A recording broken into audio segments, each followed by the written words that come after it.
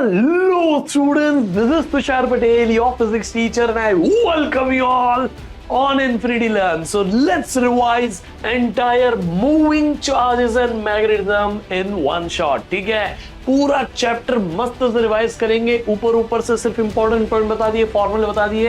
ये नहीं करने वाला, ये मेरे से नहीं होगा. आपको मैं जब वन शॉट में डिटेल में पढ़ाता हूं तो मेरा रिवीजन भी प्रॉपर डिटेल में होगा, जिसमें कोई भी चीज मिस आउट नहीं होगी. लोग सिर्फ थियरी पढ़ाते हैं रिवीजन में. मैं आपको थियरी के साथ में डेरिवेशन के स्टेप्स हो गए, एनसीईआरटी के कुछ क्वेश्चंस हो गए, पीवाईक्यू के न्यूमेरिकल्स हो गए, वो कैसे अटेम्प्ट करने हैं वो भी स्टेप बाय स्टेप बताऊंगा.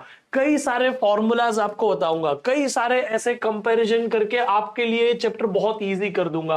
कूलम्स लॉ से बायट-सवर्ट्स लॉ को कंपेयर कर दिया, गॉस लॉ से एम्पियर्स लॉ को कंपेयर कर दिया, जो आपको छुपा छुपा के एनसीईआरटी में दिया ना, गॉस लॉ इन मैग्नेटिज्म, वो भी बता दिया. On the top of that आपको मैं प्रॉपरली ये मूविंग कॉइल गैल्वेनोमीटर के जो प्रॉपर फॉर्मूला है वो भी दिखा दूंगा. करंट सेंसिटिविटी, वोल्टेज सेंसिटिविटी, ये देखो ये कैसे कन्वर्ट किया जाता है, कौन सा फॉर्मूला डायरेक्टली एनसीईआरटी में ये दिया ही नहीं है सही तरीके से. ये पीडीएफ जो है अपना फॉर्मूला लिस्ट का, उसमें देखो एकदम प्रॉपर आपके पास में सब आ जाएगा. Conversion into ammeter, conversion into voltmeter, every damn thing बेटा. तो ये जो हमारा रिवीजन होने वाला है, it is going to make every detail covered here. ठीक है, आपके लिए प्रॉपर होगा, पूरा होगा. थोड़ा बहुत आपने कहीं से सुन सुन के ये चैप्टर सीखा है ना, ये वीडियो खत्म करो, ये चैप्टर आपका फेवरेट हो जाएगा. ठीक है, तो चलिए विदाउट एनी मोर तारीफ, let's get started guys, let's get started. इस चैप्टर में सबसे ज्यादा इंपॉर्टेंट टॉपिक्स है, एक तो ये 4.3 वाला और एक 4.10 वाला. लेकिन आप जरा ध्यान से देखोगे तो 4.5 एक अच्छा इंपॉर्टेंट टॉपिक है. आपको ये पता कैसे चलता है, तो ये बड़े मार्क्स के क्वेश्चन है, LA type, SA2 type, SA1 type. White, grey और ये जो डार्क ग्रे है, ये तीनों कलर जहां ज्यादा दिखते हैं वहां आप ज्यादा मार्क्स कैचअप कर सकते हो. जैसे कि आपको यहाँ पे ना ये कलर ज्यादा दिख रहा है, बट वो तो MCQ 1 मार्क का है, तो इसमें कितना भी आ जाए कुछ ज्यादा अच्छा नहीं दिखता, उसके मार्क्स ना काउंट नहीं होते, गिन चुन के 2, 3, 4 मार्क्स. लेकिन इसका एक क्वेश्चन 5 मार्क्स दे देता है. तो इसीलिए 4.3, 4.5, 4.10 लेटेस्ट एनसीईआरटी में मार्क कर लो. This are super duper important questions. क्या क्या है, हर डेरिवेशन, हर एक चीज डिटेल में कवर करता है. चलिए शुरू करते हैं भाई. तो ये आपको माइंड मैप तो लास्ट में काम आ जाएगा. अभी शुरू करते हैं एक और माइंड मैप. भाई माइंड मैप के ऊपर माइंड मैप, माइंड मैप के ऊपर माइंड मैप चल रहा है. Anyways let's get started guys. ठीक है, तो मैं ना एकदम कॉन्सेप्चुअली शुरुआत करता हूं. मैग्नेटिज्म आया कहां से, तो मैग्नेटिज्म आया कहां से, ठीक है, उसके लिए शुरू करते हैं.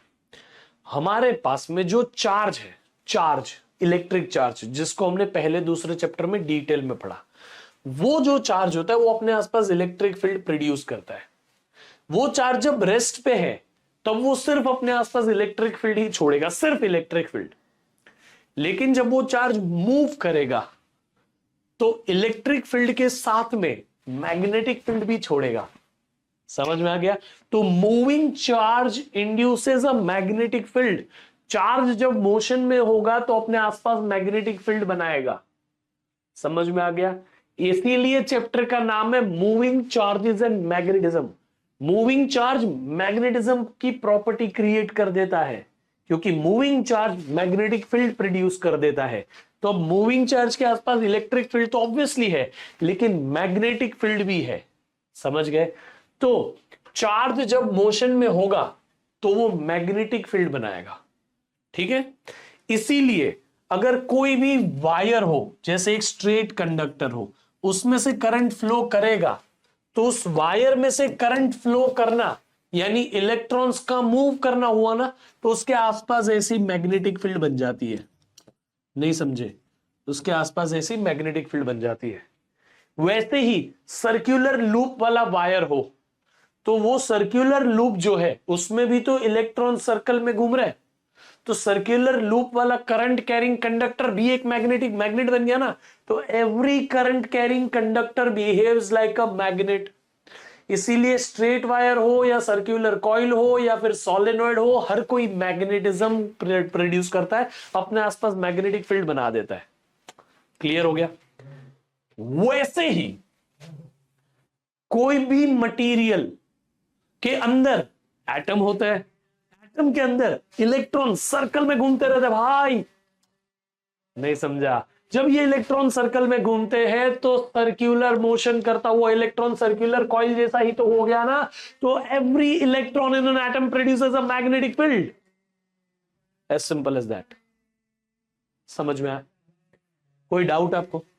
तो इसीलिए मटेरियल भी मैग्नेटिक प्रॉपर्टीज बताते हैं just because of an atom, और इसके बारे में हम डिटेल में पढ़ेंगे मैग्नेटिज्म एंड मैटर चैप्टर में, डाया पैरा फेरो में। अभी के लिए हम वहां नहीं घुस रहे, अभी बस every atom, every electron in an atom behaves like an individual magnet, and that is why some materials are magnet। और इसीलिए हमारे पास एक मैग्नेट करके सब्सटेंस बना जिसमें नॉर्थ पोल साउथ पोल ये सब आया। ठीक है, आई थिंक बैकग्राउंड नॉइज बहुत ज्यादा है ना। चलो थोड़ा सा कवर करते आगे। तो हाँ करते हैं ना, बाहर एक्चुअली कुछ पूजा चल रही है, पता नहीं, आई थिंक गणपति बप्पा का बर्थडे है आज। उसको कुछ मतलब पता नहीं क्या बोलते हैं, मुझे भी इतना आइडिया नहीं है, मेघा गणपति ऐसा कुछ बोलते हैं, बट हाँ आज कुछ है तो बाहर पूजा ये सब चल रही है। एनीवेज चलिए तो आगे बढ़ते हैं। तो जिस तरह इलेक्ट्रिक फील्ड होती है वैसे ही मैग्नेटिक फील्ड होती है। इलेक्ट्रिक फील्ड का यूनिट होता है न्यूटन पर कूलम, इलेक्ट्रिक फील्ड इंटेंसिटी का। मैग्नेटिक फील्ड इंडक्शन का यूनिट होता है टेस्ला। समझ में आ गया? अब जैसे जैसे आप आगे आगे पढ़ोगे तो हम कंपैरिजन करते जाएंगे, यहां इलेक्ट्रिक फील्ड तो यहां मैग्नेटिक फील्ड। लेकिन आई होप कि आपको कोर समझा कि मैग्नेटिज्म आया कहां से। मैग्नेटिज्म किसी और ने नहीं लाया, चार्ज ने ही लाया। चार्ज मूव किया, मैग्नेटिक फील्ड बन गई।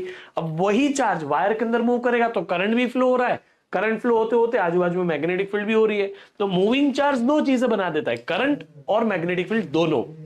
वैसे ही यहां पे कॉइल, सोलेनॉइड, कोई एटम के अंदर के इलेक्ट्रॉन्स, वो सब एक तरीके से मैग्नेट बने हुए हैं। ठीक है, तो ये मैग्नेटिज्म का कॉज है। आई होप आपको क्लियर हो गया। अब आ जाते हैं थोड़ा लॉरेंट्ज फोर्स के ऊपर। लॉरेंट्ज फोर्स में दो फोर्सेस है, एक है इलेक्ट्रिक फोर्स, एक है मैग्नेटिक फोर्स।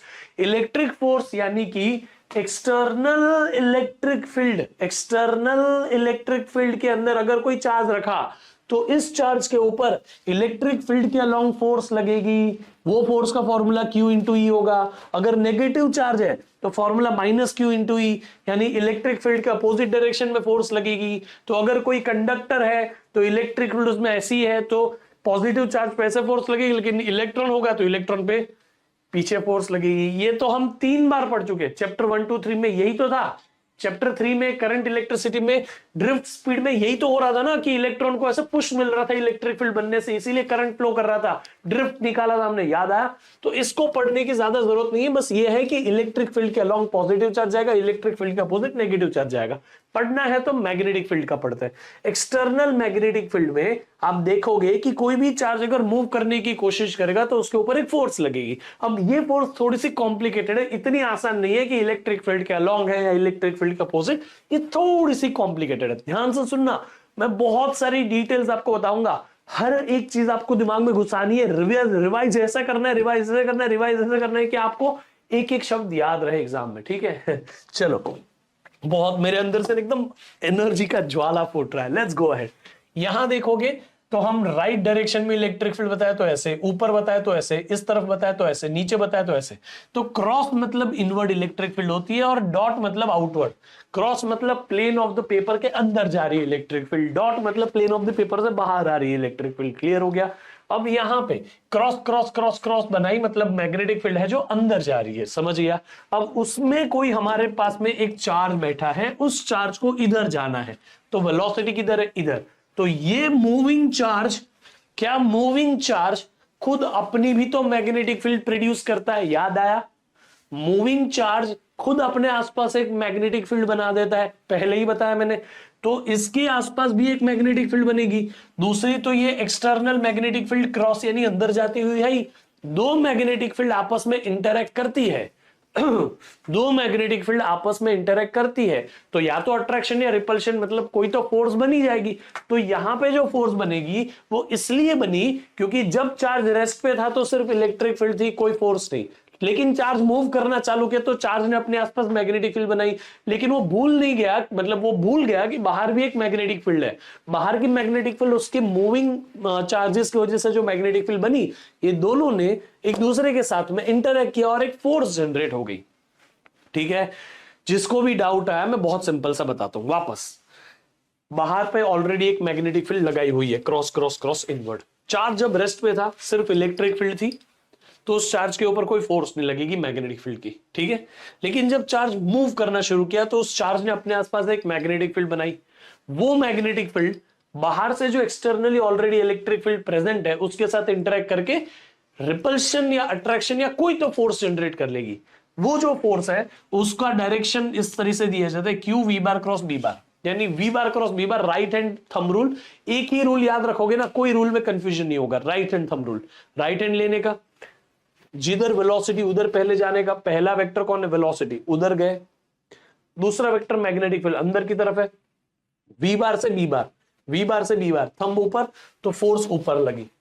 ऐसे ही अगर मैं बोलूं ये नेगेटिव चार्ज है, वो इधर जाना चाहता है तो वी बार इधर है, बी बार अंदर है, बट चार्ज नेगेटिव है तो फोर्स का डायरेक्शन पलट, V bar cross B bar ऊपर ही आया, लेकिन आपको नेगेटिव चार्ज है इसलिए फोर्स को उल्टा लेना पड़ेगा बस। तो V bar cross B bar thumb ऊपर तो फोर्स ऊपर, V bar cross B bar, sorry V bar cross B bar thumb ऊपर बट फोर्स नीचे क्योंकि नेगेटिव चार्ज है। समझ गया? तो ये जो Q V bar cross B bar, Q V bar cross B bar का जो फोर्स है उसमें मैग्नीट्यूड वाइज देखोगे तो क्रॉस हटा के साइन थीटा लिख सकते हो, but this is the force due to external magnetic field. तो इलेक्ट्रिक फील्ड की फोर्स और एक्सटर्नल मैग्नेटिक फील्ड की फोर्स दोनों मिला दे अपन तो बोलते हैं लॉरेंट्ज फोर्स। क्यू क्यू बाहर ले लिया, electric field plus V bar cross B bar, ये हो गया आपका Lorentz force. Lorentz force is addition of electric force and magnetic force. It is as clear as that. Clear हो गया? अब चलते हैं थोड़ा सा आगे। हम डेरिवेशन है छोटी सी, पूछेंगे नहीं है, जबकि फिर भी आपको मैं बता दूंगा। ठीक है, ये आपके लिए कोई कंडक्टर है जिसके अंदर आपने बाहर से external magnetic field cross cross cross दी हुई है। अब इस कंडक्टर के अंदर में इलेक्ट्रिक फील्ड भी बनी हुई है क्योंकि ऐसी इलेक्ट्रिक फील्ड आपने दी हुई है। ठीक है, इलेक्ट्रिक फील्ड कैसी है? ऐसी। मैग्नेटिक फील्ड कैसी है? अंदर। तो चार्ज जो है इलेक्ट्रॉन, वो इलेक्ट्रिक फील्ड के अगेंस्ट में ऐसे फोर्स मिलेगी उसको। ठीक है, तो ये इलेक्ट्रॉन को इधर फोर्स मिलेगी, on the top of that ये एक्सटर्नल मैग्नेटिक फील्ड की भी फोर्स मिलेगी। तो अपन वापस आ जाते हैं वो करंट इलेक्ट्रिसिटी की ड्रिफ्ट स्पीड वाले टर्मिनोलॉजी पे। नंबर डेंसिटी क्या होता है? Number of electron upon volume. याद आया? वॉल्यूम यानी एरिया इंटू लेंथ हो गया ये। अब आप number density is number of electrons upon volume करोगे तो नंबर ऑफ इलेक्ट्रॉन्स क्या हो गए? स्मॉल एन इंटू वी हो गया।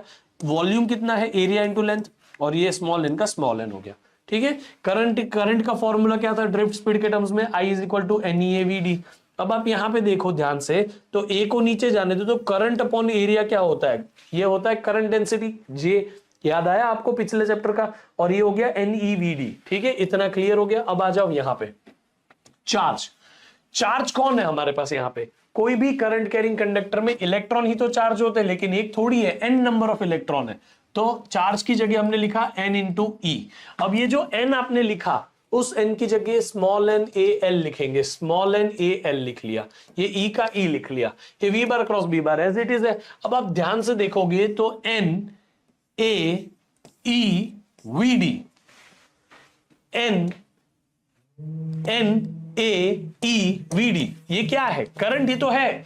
n a e v d, n a e v d, ये करंट ही तो है। तो ये ही है आपका करंट, और वहीं पे आप मिल जाते हैं L से और B से। तो ये 1 2 3 4 टर्म्स मिला के करंट बन गई, ये फॉर्मूला से। ये हो गया आपका L बार क्रॉस B बार। समझ में आ गया? तो ये करंट कैरिंग कंडक्टर फोर्स देता है I L bar cross B bar, I L bar cross B बार। समझ में आ गया? कोई डाउट है आपको? Is that clear? हाँ कि ना? समझ गए? तो बेसिकली फॉर्मूला है I L bar cross B बार, और इट इज वेरी सिंपल। ठीक है, मैं आपको थोड़ा बहुत यहां पे बताता हूं। तो फर्क क्या है?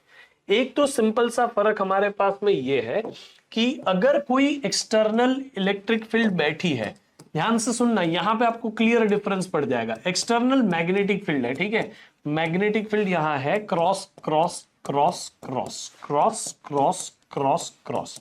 अगर इसमें कोई चार्ज बैठा है, कोई चार्ज है, ठीक है, ये पॉजिटिव चार्ज ऐसे जाना चाहता है, तो Q V bar cross B bar, तो इसके ऊपर फोर्स लगेगी ऊपर, क्योंकि मैग्नेटिक फील्ड तो अंदर ही है, क्रॉस है मतलब, तो V bar cross B bar, force कहां लगी, ऊपर लगी। ये हो गया फोर्स का डायरेक्शन। तो फोर्स का फॉर्मूला कोई चार्ज के लिए होता है Q V bar cross B bar, ठीक है। अब वहीं पे इसी सेम मैग्नेटिक फील्ड के अंदर अगर मैं कोई कंडक्टर ले आऊं, ठीक है, कोई कंडक्टर ले आऊं, तो कंडक्टर जैसे यहां पे मान लो कि ये ऐसा एक कंडक्टर है जिसमें करंट ऐसे जा रहा है आई, तो करंट जिधर जा रहा है उसी डायरेक्शन में लेंथ ऑफ द कंडक्टर को भी मानना पड़ता है। तो आपको ये करंट कैरिंग कंडक्टर है, यानी उसमें भी तो सारे पॉजिटिव चार्ज इस तरफ और नेगेटिव चार्ज इस तरफ जाते हुए दिख ही रहे। मैं ये बनाऊं कि ये बनाऊं, एक ही तो बात है ना, क्योंकि ये वायर के अंदर भी हो तो यही रहे कि सारे के सारे चार्ज आगे जा रहे हैं। हम अभी इस एक चार्ज से मिलके पूरे कंडक्टर पे आ गए, तो यहां पे इस कंडक्टर के ऊपर जो फोर्स लगेगी वो कैसे लगेगी, तो फोर्स का फॉर्मूला है I L bar cross B bar. बस एक चीज का ध्यान रखना, लेंथ का डायरेक्शन करंट के डायरेक्शन में होना चाहिए। लेंथ, करंट इधर जा रही है, लेंथ उधर ही होगी, तो एल बार इधर है, मैग्नेटिक फील्ड कहां है, क्रॉस अंदर है, L bar cross B bar, force कहां लगी, ऊपर लगी, तो इसके ऊपर भी फोर्स अपवर्ड डायरेक्शन में ही लगेगी। यानी कि इधर एक चार्ज आगे जाए तो उसके ऊपर भी फोर्स ऊपर, पूरा का पूरा कंडक्टर यानी सारे पॉजिटिव चार्ज आगे जाए, जिसमें करंट आगे जा रहा है तो पॉजिटिव चार्ज आगे ही मानते हैं, तो उसमें करंट भी आगे जाने की वजह से फोर्स ऊपर लगेगी। तो चार्ज के ऊपर फोर्स का फॉर्मूला ये है, कंडक्टर के ऊपर फोर्स का फॉर्मूला ये है, दोनों में कोई अंतर नहीं है, सेम ही बात है। इसमें बहुत सारे चार्ज कंबाइन हो गए तो करंट बन गया कंडक्टर का, क्या घुमाने का है इसमें, समझ में आ गया कि नहीं। नाउ लेट्स गो आगे। यहां देखो कितना अच्छा क्वेश्चन है, मुझे चाहिए कि ये क्वेश्चन पूछे सीबीएसई, ठीक है। यहां पे ध्यान से सुनना, a straight wire of mass 200 gram and a length 1.5 metre carries a 2 ampere current. इस वायर में 2 एम्पियर का करंट फ्लो हो रहा है, जिसका मास है 200 ग्राम और लेंथ है 1.5 मीटर की। It's suspended mid-air bye uniform horizontal magnetic field. Wire हवा में लटक रहा है, मतलब एक वायर है जो हवा में लटक रहा है, कुछ नहीं है, एक्सटर्नल मैग्नेटिक फील्ड हमने उसको बैलेंस किया है। कैसे, क्या वायर का वेट वर्टिकली डाउनवर्ड खींचेगा उसको, वायर का वजन उसको नीचे गिरा देगा, वो नीचे ना गिरे, इसीलिए क्या हम बाहरी मैग्नेटिक फील्ड से ऊपर फोर्स बना सकते हैं। हाँ देखो यहां बनाइए, करंट आगे जाएगा तो फोर्स ऊपर बनेगी, हाँ कि ना। तो ये जो है हम यहां पे cross cross cross magnetic field बना दे तो करंट आगे जाए, क्रॉस वाली मैग्नेटिक फील्ड की वजह से L bar cross B bar force ऊपर बन जाए, तो ये जो फोर्स मैग्नेटिक फील्ड की बन गई वो फोर्स का फॉर्मूला कितना है, B I L sine theta, यानी L I L bar cross B bar, है ना। तो आपने यहां पे I L bar cross B bar का फॉर्मूला लगा लिया, तो force due to magnetic field और वेट जब एक दूसरे को कैंसिल कर देंगे तो ये हवा में अटका रहेगा। तो force due to magnetic field और weight, force due to magnetic field क्या है, B I L sine theta, but theta तो आपको पता है, करंट इधर जा रहा है मतलब लेंथ इधर है, मैग्नेटिक फील्ड अंदर है, साइन थीटा साइन 91 है, थीटा 90 है, साइन 91 लिखने की जरूरत नहीं है। तो B I L is equal to M G. आप बी की वैल्यू निकालना चाहते हो तो M G upon I L हो गया। एम की वैल्यू जो है 200 ग्राम दी है, आप उसको किलोग्राम में डाल देना कन्वर्ट करके। जी की वैल्यू जी 9.8, आई नीचे आ गया, ये रहा।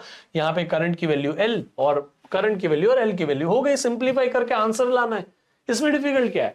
ये क्वेश्चन आएगा तो मजा आ जाएगा, ठीक है। चलो now let's move on to the next thing.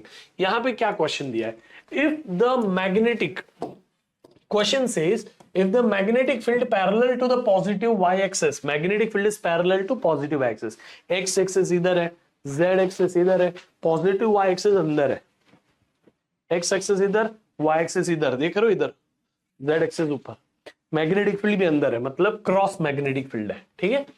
If the magnetic field is parallel to y-axis, a particle is moving along a positive x-axis, एक पार्टिकल है जो आगे जा रहा है, ठीक है, आगे जा रहा है तो वेलोसिटी आगे।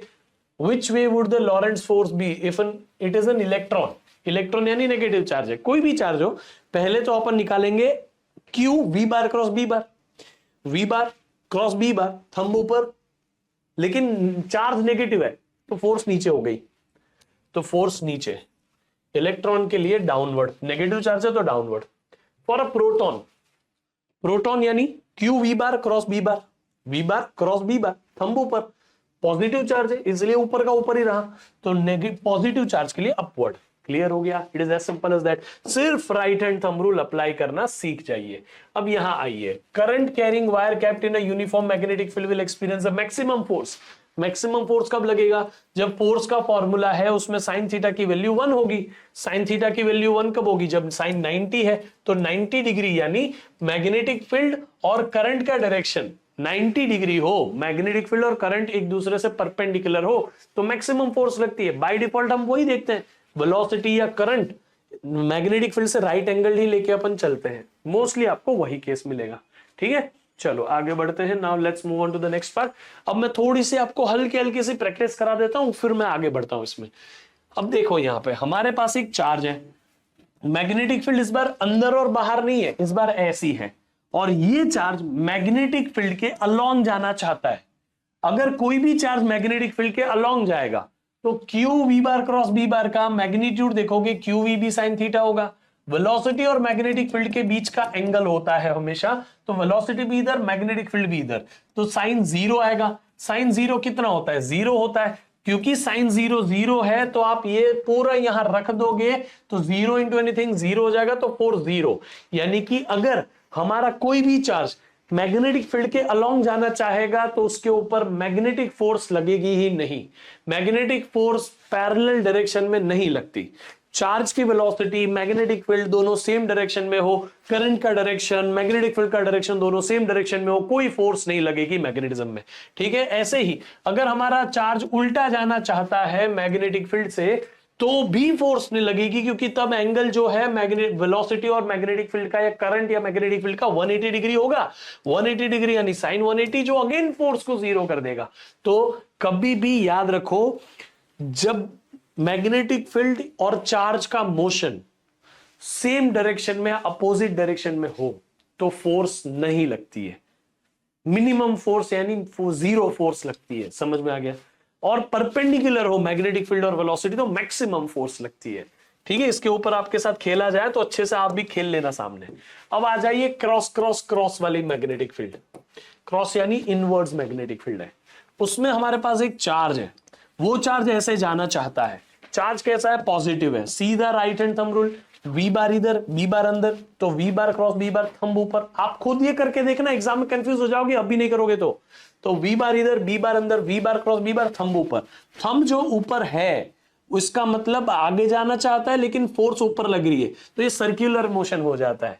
तो याद रखना, चार्ज अगर मैग्नेटिक फील्ड के अलोंग नहीं जा रहा, अपोजिट नहीं जा रहा, तो कभी स्ट्रेट लाइन में मूव नहीं कर सकता। चार्ज को मैग्नेटिक फील्ड में अगर थोड़ा सा भी एंगल मिल रहा है ना, तो हमेशा वो कर्व फॉर्म करेगा या सर्कल फॉर्म कर लेगा। चार्ज मैग्नेटिक फील्ड के अलोंग या मैग्नेटिक फील्ड के अपोजिट में जाएगा तो ही कोई फोर्स नहीं लगेगी और तब वो स्ट्रेट जा सकता है, अदरवाइज चार्ज कभी मैग्नेटिक फील्ड में स्ट्रेट ट्रैवल नहीं कर सकता। ठीक है, याद रख लेना। तो अब आ जाइए यहाँ पे V bar cross B bar, force ऊपर जाना आगे है तो ये सर्कुलर मोशन कर लेगा। जहां पे फोर्स है ना, वहां से ऐसा सर्कल ड्रॉ करने का, ऐसा। समझ में आ गया? अब उसी चीज को अगर मैं बोलूं कि हमारे पास एक नेगेटिव चार्ज है, उसको जाना आगे है, तो वी बार मैग्नेटिक फील्ड अंदर है, V bar cross B bar, thumb ऊपर आया, चार्ज नेगेटिव इसलिए फोर्स नीचे हो गई, तो फोर्स नीचे, जाना आगे था, ऐसे सर्कल घुमा दिया। समझ में आ गया? तो नेगेटिव चार्ज ऐसा सर्कल घूमेगा, पॉजिटिव चार्ज ऐसा सर्कल घूमेगा। डायरेक्शन में ही बस अपोजिटनेस है, बाकी ये जो सर्कल घूम रहा है, वो सर्कल घूमने के लिए आपको एक तो चीज पता चल गई कि वेलोसिटी और मैग्नेटिक फील्ड राइट एंगल है, तो थीटा कितना है? 90 डिग्री। साइन 90 कितना होता है? 1 होता है। तो आप अगर इसमें QVB साइन थीटा करोगे, साइन 91 आएगा, तो मैक्सिमम फोर्स दिखेगी आपको QVB की। और वो आपको मैंने बता दिया कि सर्क्यूलर मोशन करवा रही है, जाना आगे चाहता है लेकिन फोर्स इधर है, तो ultimately it performs a circular motion. Circular motion में वो मैग्नेटिक फोर्स सेंट्रीपिटल फोर्स का काम कर रही है, this magnetic force acts as a centripetal force. तो magnetic force is equal to centripetal force. Magnetic force का फॉर्मूला QVB हो गया, सेंट्रीपिटल फोर्स का formula mv²/r, VV gets cancel, r यहां ले लो, बाकी QB नीचे ले लो, तो r is equal to mv/QB। ये है रेडियस ऑफ द सर्कल, इस सर्कल का रेडियस बताना है, ये फॉर्मूला डायरेक्टली लगा लो। उसी तरह से speed is equal to distance upon time करो, पूरा डिस्टेंस यानी एक सर्कल 2πr और पूरा टाइम यानी एक सर्कल घूमने का टाइम, तो टाइम पीरियड हो गया। अब टाइम पीरियड निकालने के लिए t इधर ले लो, v नीचे ले लो, तो v हो गया 2πr अपॉन t। r की वैल्यू क्या है, ध्यान से सुनना, v is equal to 2πr upon t हो गया, t इधर आ जाएगा, v नीचे चला जाएगा, तो आपने t is equal to 2πr upon v हो गया। r की वैल्यू जो आपने निकाली है वो यहां सब्स्टिट्यूट कर दी, ठीक है, बहुत सिंपल है, कुछ कंफ्यूजन की बात ही नहीं है। आपको अगर कंफ्यूजन हो रहा है मैं यहां से वापस बताता हूं। Speed is equal to distance upon time, एक सर्कल का डिस्टेंस 2πr हो गया, एक सर्कल घूमने का टाइम पीरियड तो कैपिटल T, ठीक है, तो v is equal to 2πr upon capital T हो गया। t इधर ले लो, v नीचे ले लो, तो t is equal to 2πr upon v। r की जगह r की वैल्यू डाल दो, r की value mv/QB, VV gets cancel, 2πm upon QB, ये हो गया formula time period of the circular motion का, कितने समय में सर्कुलर मोशन होगा, ठीक है। और फ्रीक्वेंसी निकालनी तो इसको उल्टा कर दो, तो हो गया आपका ये फॉर्मूला फ्रीक्वेंसी का। कोई कंफ्यूजन, ये फॉर्मूले इंपॉर्टेंट है, इसके ऊपर क्वेश्चन भी आते हैं। ऐसे क्वेश्चन मुझे लगता है बहुत पूछे जाने चाहिए, आपको पूछे भी जाएंगे। एक अभी करा रहा हूं, एक आपको होमवर्क में भी दे रहा हूं, आंसर सुनना ध्यान से। बोला है कि अंदर मैग्नेटिक फील्ड है, मैग्नेटिक फील्ड कैसी, क्रॉस अंदर की तरफ है। नीट में भी पूछा था आई थिंक 2015-16 के आसपास में, तो cross cross cross invert magnetic field है। इनवर्ट जो मैग्नेटिक फील्ड है उसमें आप ध्यान से देखोगे तो अल्फा पार्टिकल यानी पॉजिटिव चार्ज v बार ऊपर, b बार अंदर, v bar cross b bar, thumb इधर, तो थंब इधर है, तो फोर्स इधर लग रही है, जाना चाहते हैं ऊपर तो ऐसा सर्कल घूमेगा, मतलब यहां से मैग्नेटिक फील्ड खत्म हो गई तो सर्कल यहां से नहीं घूमेगा, यहां सीधा निकल जाएगा, बट यहां तक तो सर्क्यूलर पाथ होगा। फिर बीटा पार्टिकल यानी इलेक्ट्रॉन नेगेटिव है, v बार ऊपर b बार अंदर, फोर्स इधर आया लेकिन नेगेटिव है इसलिए फोर्स पलट गया, तो फोर्स इधर लगी, जाना इधर चाहता है तो ऐसा सर्कल घूमेगा, ठीक है। फिर गामा पार्टिकल या फोटोन या कभी कभी न्यूट्रॉन भी बोल देते हैं, न्यूट्रॉन बोले या गामा पार्टिकल बोले आपके लिए तो सेम ही है, तो दोनों न्यूट्रल होते हैं, तो उसके लिए उसको मैग्नेटिक फील्ड से कोई फर्क पड़ता नहीं है, वो सीधा सीधा जाता है। तो ऐसे हम अल्फा बीटा गामा पार्टिकल को सेपरेट भी कर सकते हैं मैग्नेटिक फील्ड से, समझ में आ गया, this is one of the method to separate them. अब एक बात यहां पे देखना, रेडियस किसका ज्यादा, जिसका मास ज्यादा, रेडियस किसका ज्यादा, जिसका मास ज्यादा, रेडियस जिसका ज्यादा उसका चार्ज कम। लेकिन प्रोटॉन और इलेक्ट्रॉन अगर मैं गिनूं, जैसे इसको मैं प्रोटॉन लू, इसको न्यूट्रॉन लू, इसको इलेक्ट्रॉन लू, तो मास तो ऑलमोस्ट, प्रोटॉन का मास बहुत ज्यादा है, चार्ज तो प्रोटॉन और इलेक्ट्रॉन का सेम है लेकिन प्रोटॉन का मास बहुत ज्यादा है, तो प्रोटॉन का मास ज्यादा है इसलिए प्रोटॉन का रेडियस बड़ा होगा। तो यहां अगर मैं देखूं तो प्रोटॉन और इलेक्ट्रॉन होता तो प्रोटॉन का मुझे पाथ बड़ा बताना पड़ता, इलेक्ट्रॉन का पाथ छोटा, समझ में आ गया।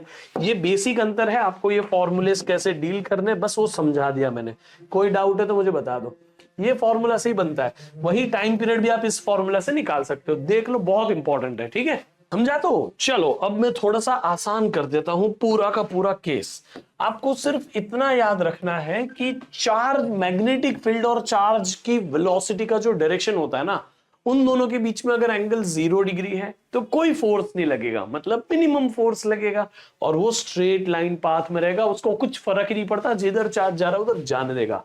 लेकिन जब भी मैग्नेटिक फील्ड और वेलोसिटी परपेंडिकुलर है, जैसे यहां मैग्नेटिक फील्ड अंदर की तरफ है, अंदर वेलोसिटी आगे v बार क्रॉस b बार, तो ऐसे थंब ऊपर आएगा, जैसे ही थंब ऊपर आ जाएगा फोर्स यहां लगेगी और ये ऐसा सर्कल घूम जाएगा, तो ये मैक्सिमम फोर्स लगेगा सर्कुलर पाथ के साथ में। लेकिन ना तो 0 डिग्री हो ना 90 डिग्री हो, तब क्या होगा, जब 0 भी नहीं है जब 90 भी नहीं है तब होता है हेलिकल मोशन, ऐसा मोशन, ठीक है। क्यों, क्योंकि ये जो वेलोसिटी है उसका एक कंपोनेंट आगे होगा, एक कंपोनेंट परपेंडिकुलर होगा। आगे का कंपोनेंट एज यू नो कि मैग्नेटिक फील्ड के अलोंग है तो वो आगे आगे चार्ज को लेके जाएगा, लेकिन परपेंडिकुलर कंपोनेंट जो है मैग्नेटिक फील्ड से वो उसको सर्कल में घुमाएगा, तो सर्कल घूमते घूमते आगे जाना, यही होता है हेलिकल मोशन। वहां पे फोर्स की फॉर्मूला ये लगेगी और बाद में तो हेलिकल पाथ आपको बता दिया मैंने, अब उसको थोड़ा यहां पे क्लैरिटी से आपको समझाता हूं। हमारी पूरी मैग्नेटिक फील्ड आगे के डायरेक्शन में है। अब उसमें हमारा चार्ज जो है उसकी वेलोसिटी v इधर है, ठीक है। इस वेलोसिटी के दो कंपोनेंट करो, एक इधर और एक इधर। ये जो है v पैरेलल यानी वेलोसिटी से अलोंग, मैग्नेटिक फील्ड के अलोंग जो कंपोनेंट बना वो हो गया v पैरेलल, और मैग्नेटिक फील्ड के परपेंडिकुलर जो कंपोनेंट बना वो हो गया v परपेंडिकुलर। अब होता यहां पे ये है कि v परपेंडिकुलर जो है वो इस तरीके से सर्कल घुमाएगा। मतलब ऑब्वियस सी बात है, देखो मैं आपको डायरेक्शन के साथ बताता हूं। v बार ऊपर है, v बार इधर है, v bar cross b bar, thumb इधर आया, तो ये ऐसा सर्कल घूमेगा, यानी ऐसा। अब ये ऐसा सर्कल तो घूम रहा है, लेकिन आगे के डायरेक्शन में वेलोसिटी है जो मैग्नेटिक फील्ड के अलोंग है, यानी ये मैग्नेटिक फील्ड उस वेलोसिटी को ना कम करेगी ना ज्यादा करेगी, वो उसको एज इट इज रहने देगी। तो आगे भी जाना है, ऐसा सर्कल घूमते घूमते आगे जाना है, और वही है ये हेलिकल मोशन। समझ में आ गया? So this kind of motion is helical motion, जहां पे एक सर्कल घूमते हुए कितने आप आगे चले गए, उस डिस्टेंस को हम पिच बोलते हैं। क्या बोलते हैं? पिच। पिच क्या होती है बेटा? आगे जाने की रफ्तार और एक बार सर्कल घूमने का समय। तो आगे जाने की रफ्तार यानी v पैरेलल, और एक बार सर्कल घूमने का समय time period of the circular motion, जो 2πm/q हमने इसके पहले डिराइव किया था, वही है। तो याद रख लीजिएगा, v पैरेलल आगे मूव करवाता है, v परपेंडिकुलर सर्कुलर मोशन करवाता है, दोनों मिलके हेलिकल मोशन बनते हैं। हेलिक्स की जो रेडियस है वो सर्कुलर मोशन की रेडियस mv/q पहले निकाली थी, टाइम पीरियड 2πm/q पहले निकाला था, और उसको v पैरेलल से मल्टीप्लाई कर दोगे तो ये डिस्टेंस मिल जाएगा, एक सर्कल घूमते वो कितना आगे गए, वो पिच। समझ गए? ठीक है, नाउ लेट्स गो आगे। अब चलते हैं, यहां पर आपको बताता हूं एक छोटा सा क्वेश्चन PYQ का। Electron moves along positive x axis, electron कैसा जा रहा है? ऐसा जा रहा है, तो v बार इधर है। Magnetic field negative z axis के अलोंग है, आप देखो नेगेटिव z एक्सिस उधर है, तो v bar cross b bar, thumb आया ऊपर। लेकिन ये किसकी बात कर रहे हैं? इलेक्ट्रॉन। इलेक्ट्रॉन के लिए थंब नीचे करना पड़ेगा, नेगेटिव है इसलिए थंब नीचे आ गया, तो फोर्स नीचे लगी, जाना इधर है, तो सर्कल ऐसा घूमेगा। समझ में आ गया? बस वही है। Now let's go to the next question. ये देखो, what is the radius of the path of an electron of a mass. Electron की बात कर रहा है, नेगेटिव चार्ज है, जिसका मास दिया हुआ है, चार्ज दिया हुआ है, moving at a speed, speed भी दिया हुआ है, magnetic field of this, magnetic field भी दिया है, परपेंडिकुलर मैग्नेटिक फील्ड है, ठीक है। What is it's frequency? कोई प्रॉब्लम नहीं है बेटा, पहले आपको फ्रीक्वेंसी पूछा है, फिर इट्स एनर्जी पूछा है। मास दिया है, चार्ज दिया है इलेक्ट्रॉन का, वेलोसिटी दी है, मैग्नेटिक फील्ड दिया है, दोनों एक दूसरे से परपेंडिकुलर भी है। कोई डाउट है इसमें? अब आ जाओ यहाँ पे, अगर मुझे सिर्फ रेडियस निकालना हो या सीधा का सीधा फ्रीक्वेंसी निकालना हो, तो फ्रीक्वेंसी निकालने का भी मेरे पास फॉर्मूला है। हमारा टाइम पीरियड क्या है? टाइम पीरियड इज 2πm/qb, है ना। तो ये 1 फ्रीक्वेंसी, फ्रीक्वेंसी कर दूंगा तो qb/2πm कर दोगे, हो जाएगा यहाँ पे खत्म।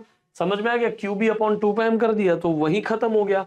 हाँ कि ना, उल्टा कर दिया, खत्म हो गया बात उधर ही। चलो, अब ये qb/2πm से आप सीधा सीधा आंसर ला सकते हो, ये सब भी करने की जरूरत नहीं है। क्या आपको q पता है, b पता है, 2 पता है, पाई पता है, m पता है, सब हो गया, इसमें ही डाल दो, फाइनल फ्रीक्वेंसी आपको मिल गई। ठीक है, व्हाट इज इट्स फ्रीक्वेंसी। दूसरा, ऊपर कुछ पूछा है कि what is the radius, radius भी पूछा था, तो रेडियस का mv/qb। तो मास पता है, हाँ, v पता है, हाँ, q पता है, हाँ, b पता है, हाँ, डाल दिया, खत्म कर दिया, कैलकुलेशन सॉर्टेड है। फिर काइनेटिक एनर्जी पूछिए, kinetic energy is half mv², velocity निकालनी पड़ेगी ना, तो रेडियस का फॉर्मूला जो है उसमें mv/qb, छोड़ो ना, वेलोसिटी तो डायरेक्टली दी हुई है, जब वेलोसिटी डायरेक्टली दी है, kinetic energy is half mv², सीधा सीधा वैल्यू सब्स्टिट्यूट करो, आंसर ला। जो आंसर आएगा वो जूल्स में आएगा, क्योंकि आपने मास पुट किया है केजी में, वेलोसिटी पुट की मीटर पर सेकंड में, आंसर आ गया। अब उस केजी को कन्वर्ट करना है इलेक्ट्रॉन वोल्ट में, इट्स जस्ट डिवाइड बाय 1.6 × 10⁻⁹ हो गया कन्वर्जन इनटू इलेक्ट्रॉन वोल्ट, हो गया, आंसर आ गया। इतना सिंपल क्वेश्चन होता है। ठीक है, now let's go to the next part. अब है Biot Savart's law. Hi, Biot Savart's law, it's an amazing part, let's go for it. तो अगर मेरे पास कोई करंट कैरिंग कंडक्टर है, ये है मेरे पास एक करंट कैरिंग कंडक्टर, इस करंट कैरिंग कंडक्टर पे मुझे इस करंट कैरिंग कंडक्टर की वजह से आजू बाजू में कितनी मैग्नेटिक फील्ड बन रही है वो पता करना है। तो मैं इस पूरे कंडक्टर का एक छोटा सा एलिमेंट लूंगा जिसकी लेंथ dl होगी, पूरे कंडक्टर की लेंथ l, इतने छोटे से की लेंथ dl। ठीक है, करंट इसमें से आई जा रहा है, तो इस पूरे एलिमेंट को बोलूंगा आइडियल एलिमेंट। ठीक है, करंट के डायरेक्शन में डीएल का डायरेक्शन आईडीएल हो गया। इस डीएल एलिमेंट का सेंटर जो है वहां से अगर मुझे कोई डिस्टेंस आर तक का, मतलब कोई भी पर्टिकुलर पॉइंट तक का मैग्नेटिक फील्ड चाहिए कि इधर कितनी मैग्नेटिक फील्ड है, तो सेंटर से लेके उस पॉइंट तक का हम यहां पे बना लेंगे कि ये डिस्टेंस आर है। सेंटर ऑफ अ एलिमेंट से उस पोजीशन तक का डिस्टेंस जो है वो आर होता है। डायरेक्शन कैसे निकालना है, डीएल का डायरेक्शन और आर का डायरेक्शन, उसके बीच का एंगल थीटा होता है। ठीक है, बस इतना याद रखोगे तो आपको पता चल जाएगा कि पूरे वायर की वजह से मैग्नेटिक फील्ड बाद में निकालेंगे, लेकिन इतने वायर एलिमेंट डीएल की वजह से जो मैग्नेटिक फील्ड होगी वो इतनी मैग्नेटिक फील्ड को हम डीबी बोलेंगे। वो डीबी डायरेक्टली प्रोपोर्शनल होगी आईडीएल से। ठीक है, और एक्चुअली करंट से डायरेक्टली प्रोपोर्शनल होगी ऐसा मान लो। फिर डीएल बार क्रॉस आर बार, डीएल बार ऊपर है, are bar O O O DL बार इधर है, आर बार इधर है, D L bar cross R bar, तो DL bar cross R bar से ये हो जाएगी directly proportional divided by R cube, इसी डिस्टेंस का मैग्नीट्यूड का क्यूब है। ठीक है, अब आप यहां पे प्रोपोर्शनलिटी साइन हटाओगे तो म्यू नॉट अपॉन 4 पाई आएगा, आई आएगा DL bar cross R bar, और ये नीचे आर क्यूब वेक्टर फॉर्म आ गया। मैग्नीट्यूड निकालना तो DL R sine theta, R ऊपर से और नीचे से कैंसिल होके आर स्क्वायर बन गया, तो मैग्नीट्यूड वाइज हो गया mu not upon 4 pi I DL sine theta upon R square. ठीक है बेटा, बट याद रख लीजिएगा ये किसी भी वायर में एक छोटा सा एलिमेंट कंसीडर किया, उस एलिमेंट की वजह से किसी भी पॉइंट पे मैग्नेटिक फील्ड कितनी है वो पता किया। डायरेक्शन पता करने के लिए सिर्फ D L bar cross R bar करिए। डीएल बार यानी करंट का डायरेक्शन, आर बार इधर है, डीएल बार क्रॉस आर बार, थंब इधर आ गया, तो अंदर की तरफ मैग्नेटिक फील्ड है वहां पे। समझ में आया? बाकी इसको निकालने के लिए ना कई लोग ना Fleming's left hand rule, right hand rule, बहुत सारा कुछ यूज करता है। अपने को राइट हैंड थंब रूल से ही सारा का सारा काम आ जाएगा। ठीक है, अब ये जो मैंने आपको दिखाया यहाँ पे, ये कितना सिमिलर है, जैसे ग्रेविटेशन में न्यूटन्स लॉ होता है वैसे ही इलेक्ट्रोस्टैटिक्स में कूलम्स लॉ होता है, और वैसे ही मैग्नेटिज्म में बायट-सैवर्ट्स लॉ होता है ब्रो। ग्रेविटेशन में force is inversely proportional to R square, यानी it follows inverse square law. Magnet electric field में कूलम्स लॉ में भी it follows inverse square law, और आप यहीं पे मैग्नीट्यूड में आ जाओगे तो इसमें भी देखो इनवर्स स्क्वायर लॉ फॉलो होता है। अब आप बोलोगे सर अभी तो आपने क्यूब भी दिखाया था, क्यूब तो वेक्टर फॉर्म में है ना, आप वैसे कूलम्स लॉ का वेक्टर फॉर्म देखो, उसमें भी नीचे क्यूब लिखना पड़ता है। आप ग्रेविटेशन में न्यूटन्स लॉ का वेक्टर फॉर्म देखो, उसमें भी क्यूब लिखना पड़ता है भाई। तो मैग्नीट्यूड वाइज देखो सब आपका इनवर्स स्क्वायर लॉ फॉलो करता है। इट्स जस्ट कि gravitational field is independent of the medium, electric field and magnetic field are depending upon the medium. Gravitational field किसकी वजह से होती है? Mass. Mass is a source of gravitational field, वो scalar source है। कभी भी ये कंपैरिजन आ सकता है। अभी 1 साल पहले या 2 साल पहले ही पूछा था कि असर्शन रीजन में पूछा था, इलेक्ट्रिक फील्ड का सोर्स एक स्केलर क्वांटिटी है जो कि चार्ज है। हाँ ट्रू। मैग्नेटिक फील्ड का सोर्स एक वेक्टर क्वांटिटी और वो करंट एलिमेंट है, याद रखना। उसमें उन्होंने क्या बोला पता है? इलेक्ट्रिक फील्ड का सोर्स है स्केलर क्वांटिटी जो है चार्ज, और मैग्नेटिक फील्ड का सोर्स है एक स्केलर क्वांटिटी जो है करंट एलिमेंट आईडीएल। ये स्केलर नहीं है, वेक्टर है, आईडीएल बार। तो मैग्नेटिक फील्ड का एक वेक्टर सोर्स है, इलेक्ट्रिक फील्ड का एक स्केलर सोर्स है, ग्रेविटेशनल फील्ड का एक स्केलर सोर्स है। Please remember this, please remember this. ठीक है, ये आपको कंपेयर करके पूरा मैंने बता दिया है। अब और भी आगे काफी कुछ है, जैसे आपको ये जो स्मार्ट माइंड मैप में देता हूं ना, वो स्मार्ट माइंड मैप उसी लिए होते हैं भाई। कहां गया कहां गया कहां गया, हाँ ये आप यहां पे देखोगे आपको पूरा का पूरा कंपैरिजन मिल जाएगा। जैसे कूलम्स लॉ का सोर्स ये है, मतलब इलेक्ट्रिक फील्ड का सोर्स ये है, बायट-सैवर्ट्स लॉ उसी के इक्विवेलेंट होता है कूलम्स लॉ के मैग्नेटिक फील्ड में, और ये सोर्स इसका ये है। Force electric force, magnetic force. Gauss law जो आपने पढ़ा था वैसा ही अभी आएगा एम्पियर्स लॉ। ठीक है, अभी आएंगे धीरे धीरे करके उसमें। ठीक है, चलो आगे बढ़ते हैं। Let's move on to the next part. हाँ ये देख लो, क्या बढ़िया सवाल है, देख के सब डर जाता है, आप नहीं डरोगे। ठीक है, देखो यहां पे ध्यान से। an element element delta L delta x I cap यानी एक्स एक्सिस के अलॉन्ग है। ये पॉजिटिव एक्स एक्सिस दिखा है, तो ये एलिमेंट है डेल्टा एक्स, और उसका डायरेक्शन किधर है? इधर, आई कैप, एक्स एक्सिस के along. Is placed at the origin, carries a large current of current 10 ampere, current के लिए 10 एम्पियर दे दिए।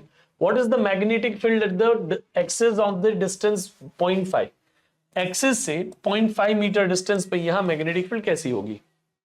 ठीक है, छोटा एलिमेंट डीएल दिखा, वही एलिमेंट अभी हमारा है डेल्टा एक्स, डीएक्स बोल दो, डीएल बोल दो, जो भी बोल रहे हैं, उसके सेंटर से उस पॉइंट तक का डिस्टेंस बनाया, ये हो गया आर बार। डीएल बार ऊपर है, आर बार इधर, सॉरी डीएल बार आगे है, यानी डीएक्स बार आगे, आर बार ऊपर। तो ऐसे नहीं घुमा सकते ना, तो ऐसे घुमाना पड़ेगा। तो डीएल बार क्रॉस आर बार, थंब बाहर आया तो आउटवर्ड डायरेक्शन में मैग्नेटिक फील्ड है, इसीलिए डॉट बनाया। क्लियर हो गया? आउटवर्ड डायरेक्शन में मैग्नेटिक फील्ड है। अब आ जाओ यहां पे, आउटवर्ड पता चल गया, आई पता है, आर पता है, डीएल की वैल्यू डीएक्स पता है। ठीक है, तो आपने मैग्नीट्यूड का फॉर्मूला लगाया सीधा, μ0/4π, जिसकी वैल्यू 10⁻⁻⁷ होती है। आई हमने को दिया है 10, डीएल एलिमेंट दिया है डीएक्स, डीएक्स कितना दिया है बेटा? DX DX DX DX DX की वैल्यू ये देखो 1 सेंटीमीटर दी है, तो डीएल की जगह डीएक्स डाल दो, डीएक्स की वैल्यू 1 सेंटीमीटर डाल दो, यहाँ पे खत्म हो गया। साइन थीटा, ये देखो ये डीएल बार, ये आर बार 90 डिग्री है ना, तो साइन 90 होगा मोस्टली, बस फिर भी पता रखने का। ठीक है, यहाँ पे डाल दिया, डीवी आ गया, कितनी मैग्नेटिक फील्ड बनेगी समझ में आ गया। डायरेक्शन निकालने के लिए तो DL bar cross R bar, सम बाहर, सिंपल है कि नहीं? कितना गंदी तरीके से सवाल दिया, इतना आसान वाला। ठीक है, अब आ जाओ यहां इस डेरिवेशन पे। ये डेरिवेशन के लिए डायग्राम बनाना ही सबसे क्रिटिकल पार्ट है। अगर आप डायग्राम बनाना सीख गए ना भाई, मचा दोगे। ठीक है, चलिए देखते हैं। A magnetic field on the axis of a circular current carrying loop, क्या है? ये है circular current carrying loop, उसके एक्सिस पे कितनी यहां पे मैग्नेटिक फील्ड होगी? तो ये हमारा सर्कुलर करंट कैरिंग लूप है, उसके एक्सिस पे इधर कितनी मैग्नेटिक फील्ड होगी वो पता करना है हमें। ठीक है, ध्यान से सुनिएगा। अब आपको देखना पड़ेगा कि सेंटर से लेके उस पर्टिकुलर पॉइंट तक का डिस्टेंस अगर मैं x बोलूं, कई जगह इसको y, कई जगह इसको z भी बोला जाता है, मैंने x लिया है। Radius of the ring r ले लिया, कैपिटल R, क्योंकि वो कांस्टेंट रहेगा इसलिए कैपिटल R। और यहां एलिमेंट बनाऊंगा छोटा सा डीएल एलिमेंट, जो ऐसे करंट जा रहा है तो करंट के डायरेक्शन में दिखेगा ये डीएल एलिमेंट। डीएल एलिमेंट के सेंटर से इस पर्टिकुलर पॉइंट जहां पे मैग्नेटिक फील्ड चाहिए वहां तक का डिस्टेंस स्मॉल आर बार बना दिया, और वो एंगल जो है कैपिटल आर और स्मॉल आर के बीच में वो हो गया थीटा। ठीक है, अब इतना डायग्राम समझो आपको। अब जैसे ही आप इतना डायग्राम बना लोगे, ये डीएल बार क्रॉस आर बार दिख रहा है कैसा है? ये लूप यहां ना ऐसा है, इस तरह से जो लूप है उसमें करंट ऐसा जा रहा है ना, ऊपर के पॉइंट पे ऐसा करंट जा रहा है, तो डीएल बार ऐसा है, आईडीएल इधर है, आईडीएल इधर है, आर बार इधर है, नहीं समझा? तो आईडीएल आर बार, तो IDL DL bar cross R बार, DL bar cross R bar, तो डीएल इधर आर बार इधर, डीएल इधर आर बार इधर। देखो मैग्नेटिक फील्ड कैसी आई? ऐसी आई। ठीक है, डीएल बार क्रॉस आर बार ऐसी आई। अब ये जो आपको मैग्नेटिक फील्ड दिखी इधर, ये मैग्नेटिक फील्ड डीबी टेढ़ी है, ये रही एक लाइन, ये रही दूसरी, उनके बीच में एंगल थीटा है। इसका परपेंडिकुलर हॉरिजॉन्टल हो गया, इसका परपेंडिकुलर ये मैग्नेटिक फील्ड हो गई। DL bar cross R bar तो परपेंडिकुलर आते हैं ना मैग्नेटिक फील्ड, तो ये एंगल थीटा हो गया। क्यों? क्योंकि इसके परपेंडिकुलर और इसके परपेंडिकुलर के बीच का एंगल है, ये दोनों एंगल सेम ही है, तो इसलिए वो एंगल थीटा आ गया। ठीक है, ये जो एंगल थीटा है वो डीबी का है, तो dB cos theta, dB sine theta. अब आपने ये एलिमेंट के लिया तो इधर डीबी आया, इस एलिमेंट के लिए लोगे तो इधर डीबी आएगा, उसका डीबी कॉस थीटा इधर, डीबी साइन थीटा इधर। तो आप देखोगे पूरी जो रिंग है, उस पूरी रिंग की वजह से dB dB dB dB dB ऐसा आएगा, उसका dB sine theta dB sine theta dB sine theta ऐसा आएगा, dB cos theta dB cos theta dB cos theta ऐसा आएगा। तो सारे के सारे dB sine theta dB sine theta dB sine theta cancel हो जाएंगे। इधर का डीबी साइन थीटा इधर के डीबी साइन थीटा से कैंसिल, ऊपर का डीबी साइन थीटा और नीचे के डीबी साइन थीटा से कैंसिल, ऐसे कैंसिल होते जाएंगे। हाँ कि ना? याद रहेगा बेटा?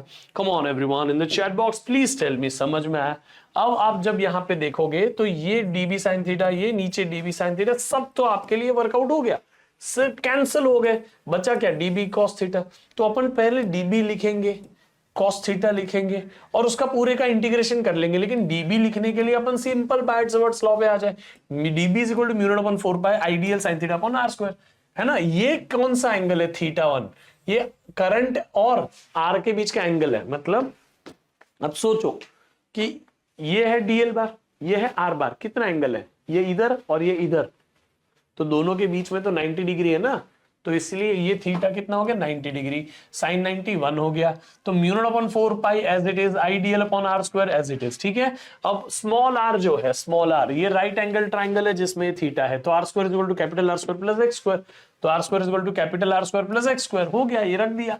अब यही डीबी की वैल्यू यहां रखोगे पूरा as it is, cos theta बनाइए, cos theta is opposite, sorry cos theta is adjacent capital R upon small R, capital R upon small R. Small R is what बेटा, स्मॉल आर क्या है, अभी Pythagoras से निकाला था ना हमने, small R square is equal to R square plus X square, तो small R is root of R square plus X square, small R की जगह डाल दो root of R square plus X square.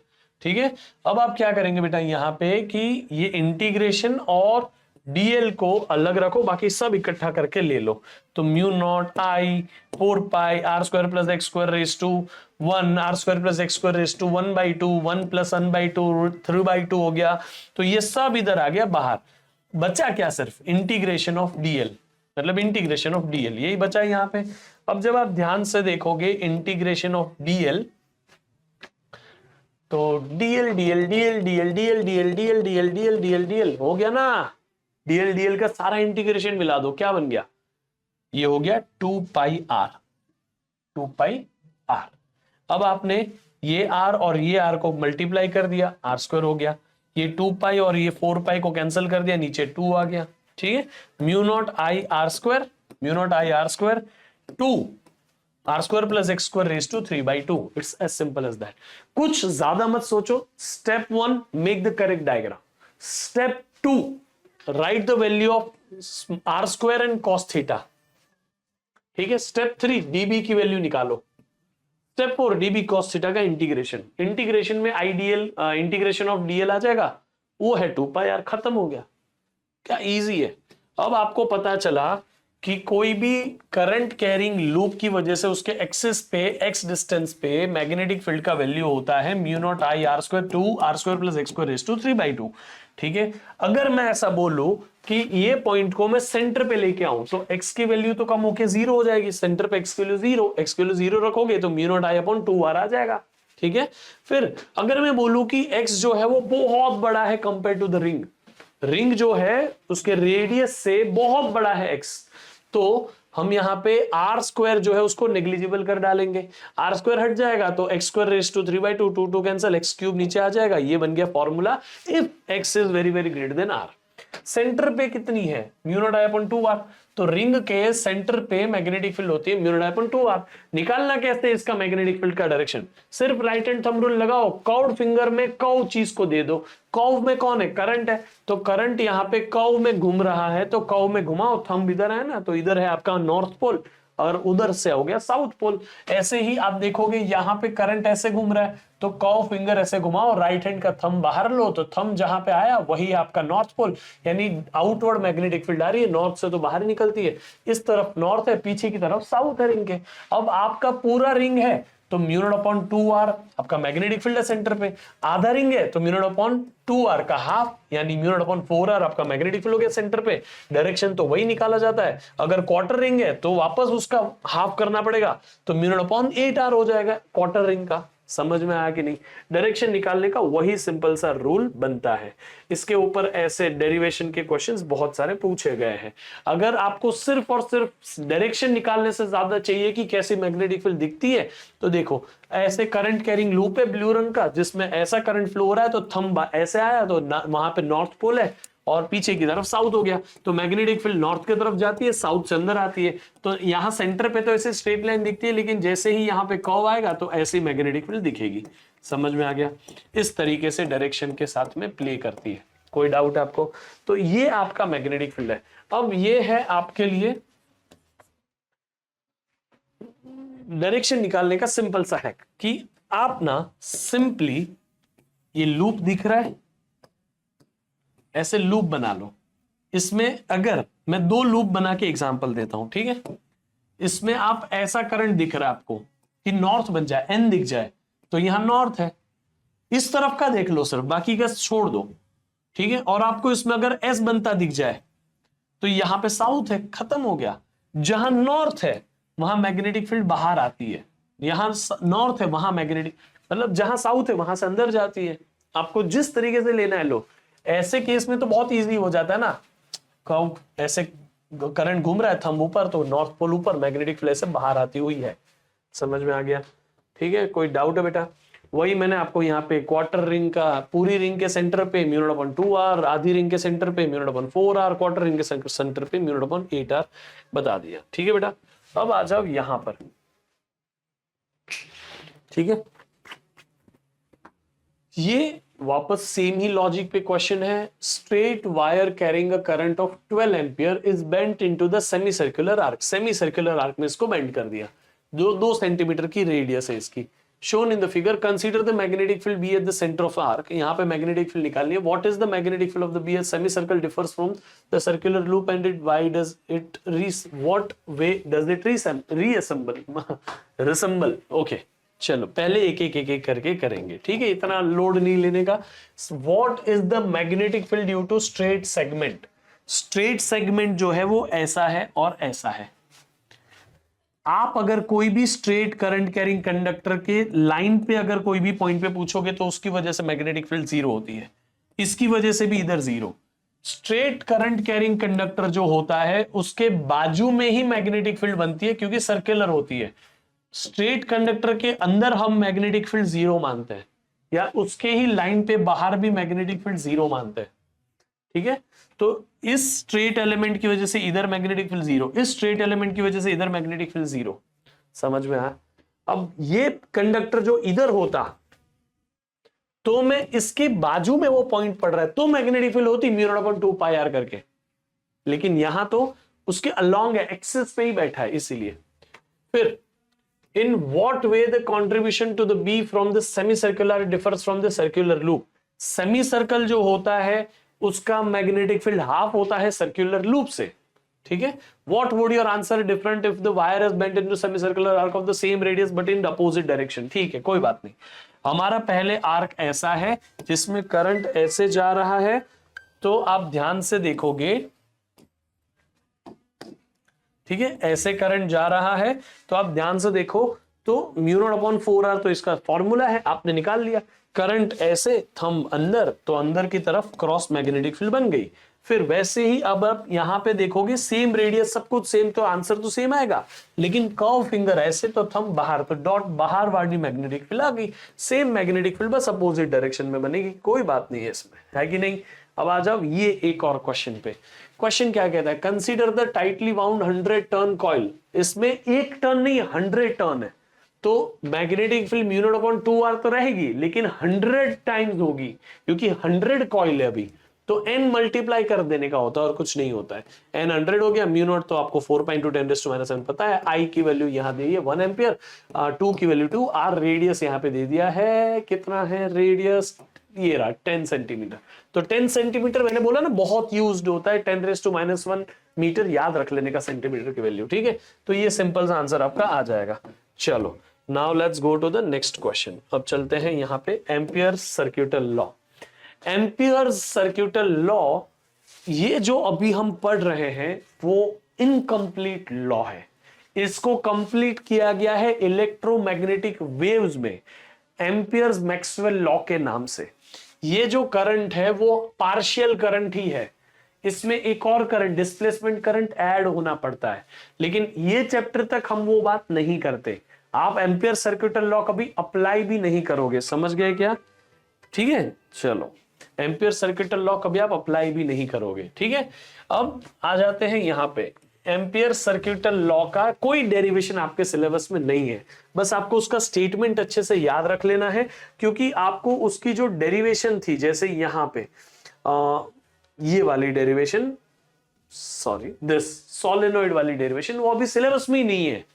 ठीक है, यही ज्यादा करके पूछी जाती थी, फिर भी स्ट्रेट लाइन कंडक्टर की जो डेरिवेशन है वो मैं आपको एम्पियर सर्क्यूटल लॉ से करा देता हूं, वो बायट-सेवर्ट्स लॉ से भी आती है। जिस तरह से गॉस लॉ है उसमें गॉसियन सरफेस कंसीडर करते हैं, वैसे यहां एम्पियर्स लॉ में एम्पियर्स लूप कंसीडर करते हैं वायर के आसपास। अगर मैं बोलूं कि मेरे पास एक वायर है उस वायर के इस जगह पे मुझे इस वायर के अंदर करंट आई जा रहा है, उस वायर की वजह से इस पॉइंट पे कितनी मैग्नेटिक फील्ड है। तो आप जिधर मैग्नेटिक फील्ड चाहिए ना उधर टेस्ट एलिमेंट डालोगे। जैसे हम इलेक्ट्रोस्टैटिक्स में जिधर इलेक्ट्रिक फील्ड चाहिए उधर टेस्ट चार्ज रखते थे, वैसे इधर टेस्ट एलिमेंट रखेंगे और यहां पे एलिमेंट डीएल जो है वो टेस्ट एलिमेंट होगा। इसके पहले बायट सेवर्ट्स लॉ में एलिमेंट जो था डीएल वो वायर का खुद का हिस्सा होता था, लेकिन एम्पियर्स लॉ में टेस्ट एलिमेंट होता है ये, यानी उसको हम टेस्ट करने के लिए लगते हैं, वायर का हिस्सा नहीं होता है। तो मुझे यहां मैग्नेटिक फील्ड पूछी तो मैंने यहां टेस्ट एलिमेंट रखा, उस टेस्ट एलिमेंट के लिए मैं पूरा सर्कल बना दूंगा, इस टेस्ट एलिमेंट को यहां यहां यहां यहां घुमाऊंगा हर जगह ताकि मैग्नेटिक फील्ड पता कर पाऊं बस। तो ये जो लूप बनाया मैंने उसी को एम्पियर्स लूप कहते हैं। कोई भी डेरिवेशन हो एम्पियर्स लॉ की बाय गॉस लॉ के जैसे ये 4 ही स्टेप में काम करता है। पहला close loop integration of B bar dot DL bar करो, दूसरा करंट इनसाइड निकालो, वहां चार्ज इनसाइड निकालते थे, अब दोनों को यहां पे इस इक्वेशन में डाल दो, खत्म हो गया, इतना ही है। एम्पियर्स लूप क्लोज्ड होना चाहिए, इमेजिनरी होना चाहिए, हमारे लिए यहाँ 2D है, आगे जाके हम उसको 3D ऐसा सब करेंगे जब ईएम वेव्स चैप्टर में करेंगे, और सिमेट्रिकल हो तो ज्यादा अच्छा पड़ता है। ठीक है, अब देखो यहाँ पे कैसे हमने कंपैरिजन किया है बायट सेवर्ट्स लॉ और एम्पियर्स लॉ में। मैंने आपको एक और लेवल आगे जाके गॉस लॉ के साथ भी कंपैरिजन करा दिया है। बायट सेवर्ट्स लॉ जो उसमें करंट एलिमेंट छोटा सा पार्ट होता है वायर का जिसकी वजह से मैग्नेटिक फील्ड चाहिए, तो वो आपका बायट सेवर्ट्स लॉ ऐसे देता है, element is a along the conductor. और एम्पियर्स लॉ में एलिमेंट जो है वो टेस्ट एलिमेंट होता है, वो बाहर एम्पियर्स लूप में होता है जो इमेजिनरी लूप है। ठीक है, नेक्स्ट गॉस लॉ जो है वो गॉस लॉ क्या बोलता है, कोई भी जगह पे यहां पे जैसे करंट कैरिंग कंडक्टर है वहां चार्ज होते थे तो उसके आसपास गॉसियन सरफेस बनाते थे, यहाँ एम्पियर्स लूप बनाते हैं। गॉसियन सरफेस इमेजिनरी और 3D होता था, ये एम्पियर्स लूप इमेजिनरी और 2D होता है। जबकि ये 2D वाला कंसेप्ट रॉन्ग हो गया था एम्पियर का, तो मैक्सवेल ने इसको करेक्ट भी किया था, लेकिन वो मैं आपको वापस बता रहा हूं, हम ईएम वेव्स चैप्टर में पढ़ते हैं कि ये 2D नहीं 3D होगा ऐसा करके। तो अल्टीमेटली इतना ही फर्क है कि यहां डीएल बार है और यहां डीएस, ये लेंथ एलिमेंट है और ये एरिया एलिमेंट था। ठीक है, यहां पे म्यू नॉट इंटू आई है, यहां म्यू नॉट की जगह 1/ε0 है और करंट की जगह चार्ज है। इतना कंपैरिजन है दोनों में। तो आप कैसे सब चीजें अलग पढ़ सकते हो जब सब कुछ सेम ही तो है। समझ में आ गया? वही 4 स्टेप है। अगर हमारे पास infinitely long current carrying conductor है जिसकी वजह से इधर मैग्नेटिक फील्ड चाहिए, तो इधर एक डीएल एलिमेंट ले लेंगे। अब उस डीएल एलिमेंट को हम ऐसे घुमाएंगे, डीएल एलिमेंट का डायरेक्शन ये दे दिया और कर्व्ड ये जो डीएल एलिमेंट का डायरेक्शन है उसके हिसाब से हम देखते हैं। तो डीएल एलिमेंट जो है उसके यहां से सेंटर से लेके वायर तक का डिस्टेंस आर बोल दिया करंट कैरिंग कंडक्टर का। Close loop integration of DB close loop integration of B bar dot DL bar क्या होता है बेटा, डॉट हटा दोगे तो कॉस थीटा आ जाएगा, बी डीएल कॉस थीटा हो गया। ठीक है, अब आप यहां पे देखो थीटा जो है, थीटा करंट, ये जो एंगल है थीटा वो डीएल और बी बार के बीच का है। अब बाय डिफॉल्ट आप इसको 0 ही लोगे। ठीक है, क्यों? आपका करंट ऐसे जा रहा है, मैग्नेटिक फील्ड भी अंदर है, डीएल भी आपने उधर ही लिया है, तो इसीलिए वो बाय डिफॉल्ट 0 होता है। तो ये बी डीएल का इंटीग्रेशन आ गया। अब बी बाहर आ गया, integration of DL, integration of DL, DL DL DL DL DL DL DL 2 pi R हमारा है ना एम्पियर्स लूप, तो 2 पाई आर हो गया। तो close loop integration of B bar dot DL bar is B into 2 pi R. और वही inside current, इसके अंदर तो एक ही करंट है आई, तो इनसाइड करंट इज आई। अब आपको सिर्फ लास्ट स्टेप में close loop integration of B bar dot DL bar is equal to mu not into I, ये एम्पियर्स लॉ लगाना है, आई की जगह आई डाल देना है, इसकी जगह आपको बी इंटू 2 पाई डाल देना है। तो B into 2 pi mu not into I, तो B is equal to mu not I upon 2 pi R. ऐसे हमें मिला कि कोई infinitely long straight current carrying conductor की वजह से आर डिस्टेंस पे मैग्नेटिक फील्ड होती है mu not I upon 2 pi R. ये डेरिवेशन है, it is as simple as that. देख लो, स्ट्रेट इनफाइनाइट लॉन्ग कंडक्टर, तो उसके आजू बाजू में सर्कुलर मैग्नेटिक फील्ड बनती है, उसका डायरेक्शन निकालने के लिए again right hand thumb rule, thumb ऊपर मैग्नेटिक फील्ड अंदर, हो गया हमारा काम। तो ये b is equal to mu not I upon 2 pi R straight wire की वजह से। अब आपको कंफ्यूजन होगी शायद कि सर स्ट्रेट वायर की वजह से, अगर ये स्ट्रेट वायर की वजह से अगर हमारी मैग्नेटिक फील्ड में 2 पाई आर है तो कॉइल की वजह से, लूप की वजह से, भाई लूप की वजह से सिर्फ पाई नहीं होता है, बस इतना याद रख लो। देखो mu not I upon 2 R, ठीक है? क्यों? Straight conductor circular magnetic field बनाएगा तो मैग्नेटिक फील्ड में 2 पाई आर सर्कुलर डिस्टेंस दिखेगा ना, लेकिन लूप जो है वो सेंटर पे स्ट्रेट मैग्नेटिक फील्ड बनाता है। स्ट्रेट मैग्नेटिक फील्ड बनाना मतलब mu not I upon 2 R. Straight magnetic field है, डिस्टेंस लेंथ 2r जो है वो लीनियर लेंथ है, ऐसा है, समझ में आ गया। दोनों में करंट का डायरेक्शन निकालने के लिए right hand thumb rule use करते हैं। थंब करंट होगा स्ट्रेट कंडक्टर में और कर्व्ड फिंगर्स मैग्नेटिक फील्ड दे देगी। लेकिन लूप में हमारा सब पलट जाएगा, मतलब पलट कैसे जाएगा, थंब जो है वो मैग्नेटिक फील्ड बता देगा और थंब मतलब मैग्नेटिक फील्ड से काम दिखा देगा, नॉर्थ बता देगा, नॉर्थ के अलोंग आप लाइन निकाल लो ऐसी, और जो हमारी कर्व्ड फिंगर है वो करंट बता देगी। समझ में आ गया, याद रहेगा। तो बहुत कंपैरिजन है, I hope you will be able to do it. ऐसे infinitely long current carrying conductor की वजह से magnetic field mu not upon 2 pi होती है। तो अगर मैं बोलूं सेमी इनफाइनाइट है, सेमी इनफाइनाइट यानी ये पूरा का पूरा है जिसके एक एंड यहां पे आ जा रहा है, जैसे यहां पे इस एंड के पैरेलल कोई डिस्टेंस पे, आर डिस्टेंस पे इधर कितनी मैग्नेटिक फील्ड है, तो जो इनफाइनाइट का था उसका हाफ हो गया ना, mu not I upon 2 pi R का half, mu not I upon 4 pi R. समझ में आ गया, कोई डाउट है? ठीक है बेटा, क्लियर है। अब आपको एक छोटा सा क्वेश्चन, मतलब ये डेरिवेशन पूछेंगे नहीं, लेकिन फिर भी मैं आपको यहां पे दे के रख रहा हूं, ये सॉल्व्ड एग्जांपल ही है। अगर ये पूछी तो हिडन डेरिवेशन है, ठीक है। मैंने इसको वन शॉट में अच्छे से सिखाया है कि कैसे आया ये पूरा का पूरा पार्ट। आप प्लीज इसे कर लीजिएगा, इसका ग्राफ सुपर डुपर इंपॉर्टेंट है, और ये जो मैंने लिखा ना उसकी वजह से कुछ एक मार्क के क्वेश्चन भी पूछे जा सकते हैं। कोई वायर जो है ना, वायर के अंदर से वायर के बाहर तक मैग्नेटिक फील्ड का वेरिएशन है ये, ठीक है। प्लीज इसको करना। चलिए, सोलेनॉइड का तो डेरिवेशन हट चुका है, सिर्फ फॉर्मूला है mu not N I, mu not N I, पर small N is number of turns. तो सोलेनॉइड की वजह से सेंटर पे मैग्नेटिक फील्ड होती है mu not into N I, याद रहेगा। सोलेनॉइड जो है वही लूप ही है, तो लूप का डायरेक्शन निकाल लिया करंट का, तो थंब मिल जाएगा ऐसे, थंब ऐसे आया तो नॉर्थ पोल इधर है तो सारी लाइंस इधर जाएगी। वहीं पे आपका करंट ऐसे घूम रहा है सोलेनॉइड में, तो थंब ऐसे गया तो सारी लाइंस अब इधर जाएगी। समझ में आ गया, अंदर यूनिफॉर्म स्ट्रेट मैग्नेटिक फील्ड बनती है। सोलेनॉइड का काम ही यह है कि हमें यूनिफॉर्म मैग्नेटिक फील्ड बना के देना। अभी अगर फाइनाइट इनफाइनाइट सोलेनॉइड है तो उसका तो कोई एंड होता ही नहीं, हर जगह मैग्नेटिक फील्ड आपको सेंटर के इक्वल मिलेगी mu not into N I. लेकिन फाइनाइट सोलेनॉइड में एंड पे जाओगे तो उसकी magnetic field half of the centre होती है। सेंटर पे कितनी, mu not into N I, end पे कितनी हो जाएगी, half times mu not into N I. समझ में आ गया। अब एक बात याद रख लेना कि सोलेनॉइड जो है उसमें स्मॉल एन जो है वो number of turns per unit length होता है, ठीक है बेटा, कोई डाउट है? चलो, और करंट निकालने का वही लॉजिक है कि आपने अगर ऐसा करंट फ्लो करा दिया तो थंब इधर तो सारी लाइंस इधर जाएगी। तो इस तरफ नॉर्थ है, इस तरफ साउथ है। अगर आपने देखो यहाँ पे ऐसा करंट फ्लो करा दिया, नॉर्थ इधर है, नॉर्थ उधर है, तो सारी लाइंस उधर जाएगी, उधर नॉर्थ इधर साउथ है। फिर समझ में आया?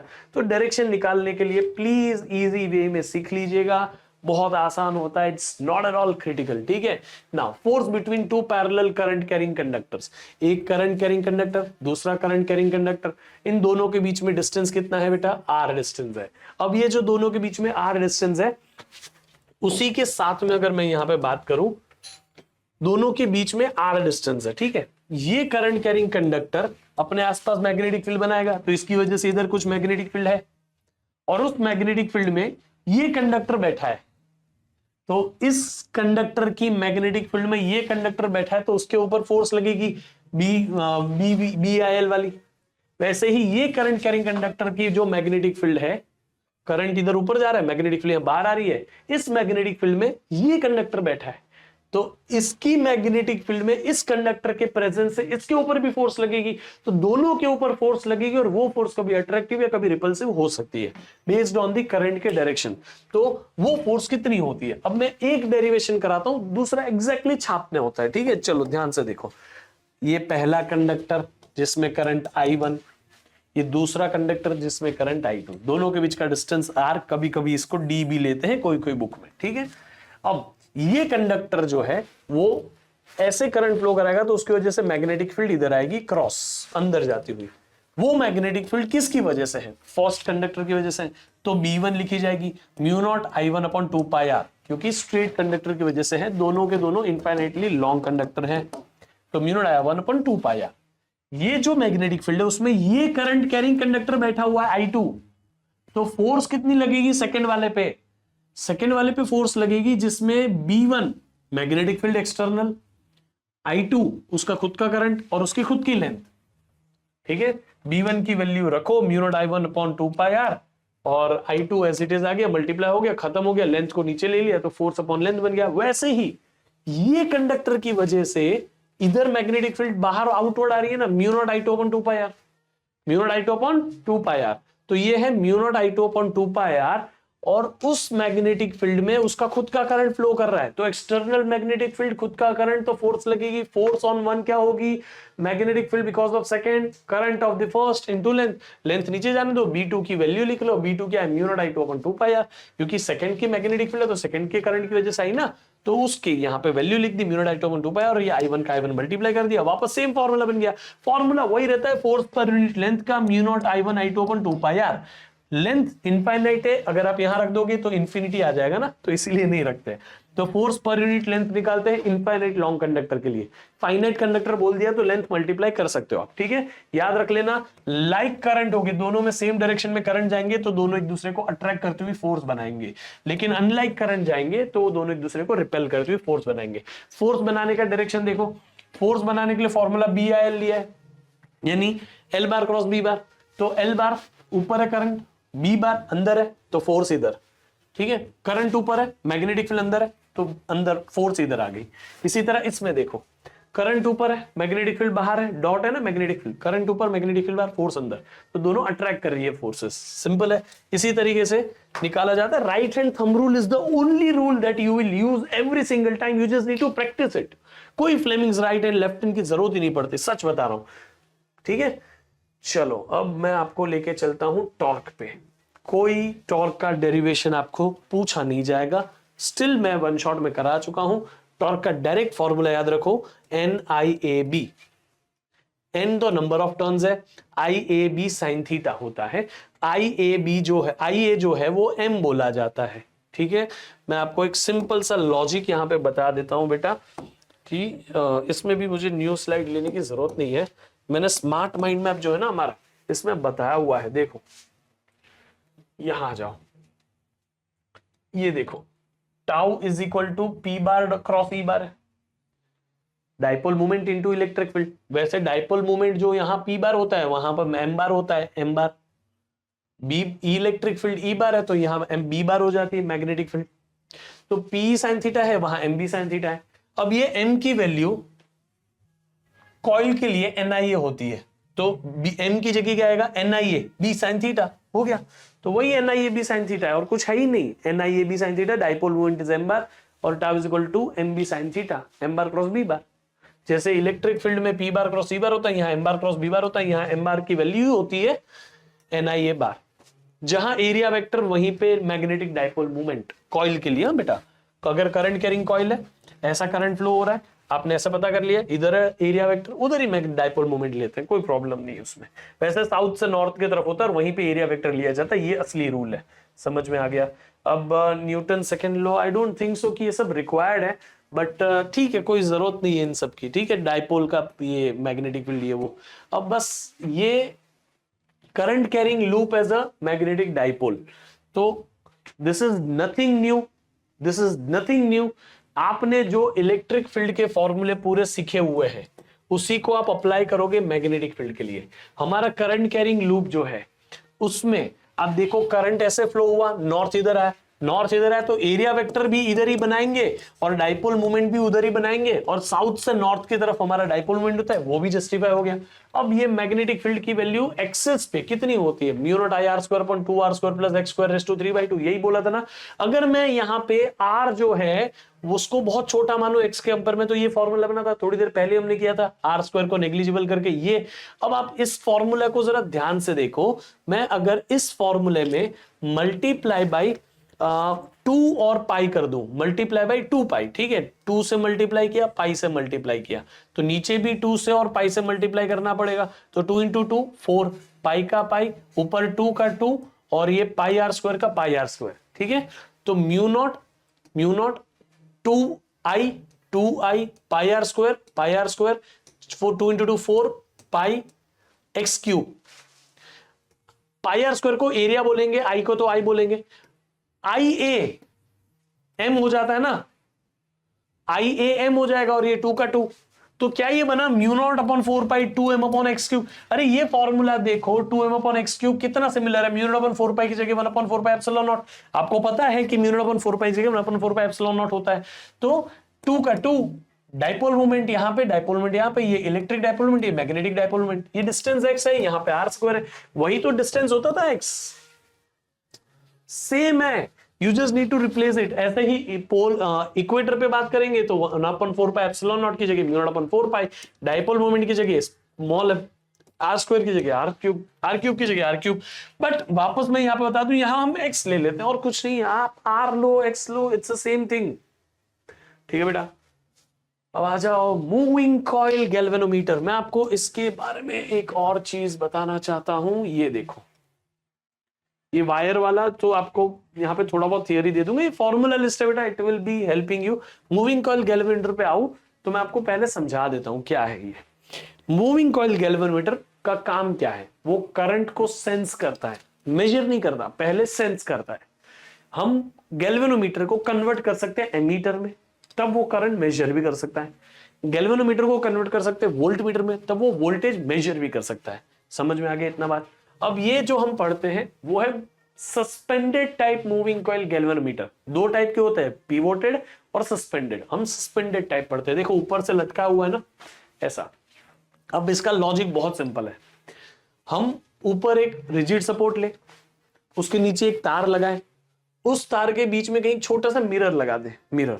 ठीक है, बाद में बात करूंगा मिरर का काम क्या है। मिरर से नीचे वापस वो वायर आया, फिर हमने पूरी रेक्टेंगुलर कॉइल ले ली, रेक्टेंगुलर कॉइल पूरी की पूरी। करंट आएगा इधर से ऐसे, यहां यहां यहां ऐसा करके लो करेगा। ये करंट कैरिंग लूप जो है उसके आजू बाजू में हमने मैग्नेट लगा लिए, ये मैग्नेट लगा लिए मान लो।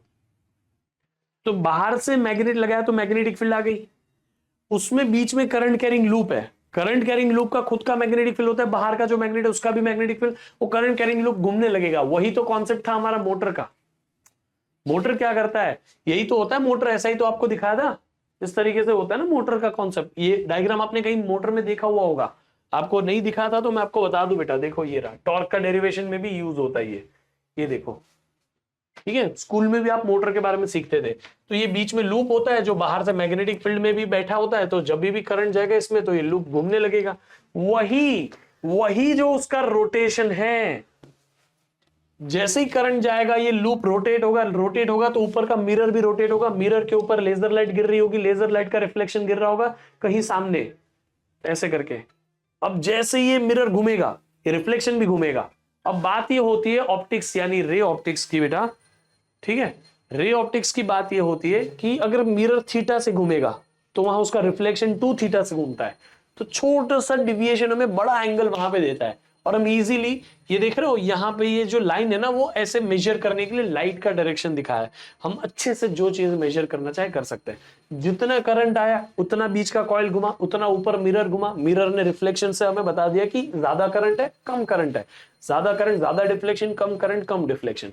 फिर एक बार हमारा करंट मेजर करके हो गया, अब ये जो नीचे घुमा हुआ लूप है वो वापस भी तो आना चाहिए, तो उसके लिए नीचे स्प्रिंग लगा दी, खत्म हो गया। अब ये फिर भी एफिशिएंटली काम नहीं कर रहा था, तो हमने क्या किया पता है, ये कॉइल के बीच में एक आयरन कोर लगा दी जो और स्ट्रॉन्ग मैग्नेटिक फील्ड देगा। उसके अलावा हमने क्या कर दिया, जो मैग्नेट है उसको ऐसे कट कर दिया। ऐसे कट करने से सारी की सारी जो ऐसी लाइन वाली मैग्नेटिक फील्ड थी वो हमारे लिए ऐसी कर्व हो गई, यानी सेंटर पे सारी मैग्नेटिक फील्ड जमा हो गई। देखो ऐसे, तो स्ट्रॉन्ग मैग्नेटिक फील्ड मिल गई हमें बीच में, दिख रहा है ये। तो ये कर्व करने से सारी मैग्नेटिक फील्ड इधर सेंट्रलाइज्ड हो गई। तो हमने ऐसे थोड़े से कर्व कर दिए, मैग्नेट्स काट दिए। दूसरा अंदर एक आयरन कोर लगा दिया, ये आयरन कोर है, उससे हमने और इजीली सेंसिटिविटी बढ़ा ली। समझ गए। तो टॉर्क का फॉर्मूला वही है कि हम जितना करंट देंगे उतना डिफ्लेक्शन होगा, तो tau is equal to M B sine theta. M की वैल्यू एन आई ए होती है क्योंकि लूप है, तो tau is equal to N I A B sine theta theta. तो आपको पता ही है भाई कि एरिया और मैग्नेटिक फील्ड के बीच का एंगल है, तो एरिया वेक्टर और मैग्नेटिक फील्ड के बीच में एंगल 0 होगा, क्योंकि इसका एरिया वेक्टर और मैग्नेटिक फील्ड सेम ही डायरेक्शन देगा। ठीक है, तो उसको हटाओ, सॉरी, ठीक है, सॉरी 0 नहीं होगा, 90 डिग्री होगा।